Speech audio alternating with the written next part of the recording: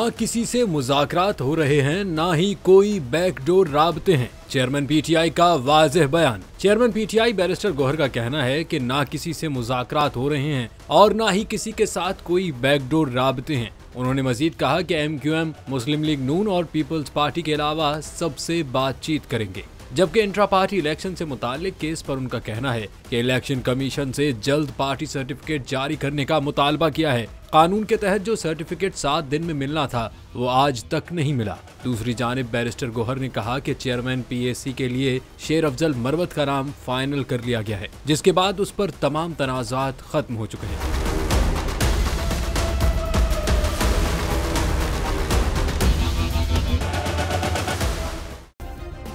Subscribe करें और bell दबाएं ताकि कोई खबर रह न जाए।